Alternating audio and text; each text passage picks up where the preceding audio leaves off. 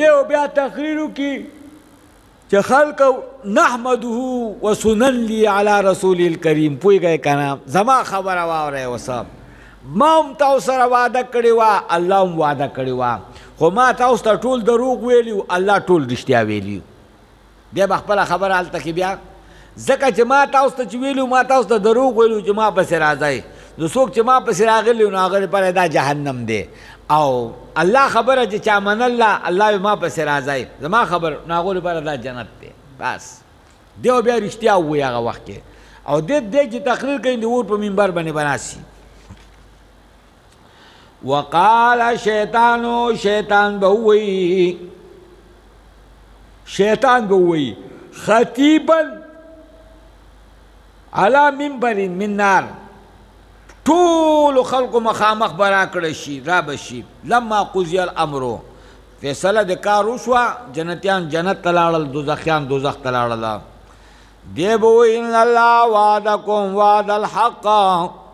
یقینا الله وعده کړی دا وعده د حق الله کوم وعده کړی وا صحیح وعده وا ووعدتکم تاسو سره ما وعده کړی وا فاخلفتکم دروغ می ویلیو ما کان لی علیکم من سلطان نو ما لپاره په تاسو باندې سلطان سو زهر تاسو ته ما پړی نه واچولی چې تاسو ته ما پړی اچولی چې ما پسې راشئ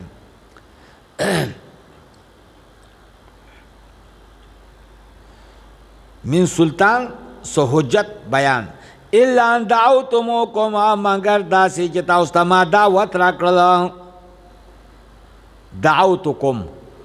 تاسو له ما دعوت تاسو ته ما دعوت راکړله که زما ومنئ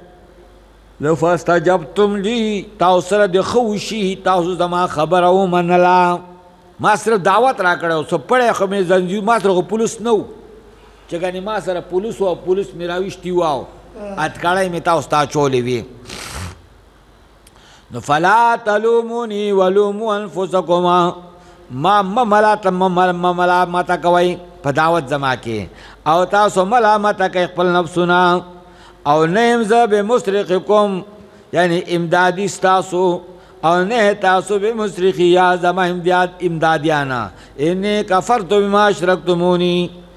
بېشکه ما انکار وکړو په هغې باندې اشرکتمونی چې تاسو د الله سره شریک ګرځولو ما یعنی انی کفرت بجعلکم ایایا شریکا له فی عبادته وتبرأت من ذلک خازن لکی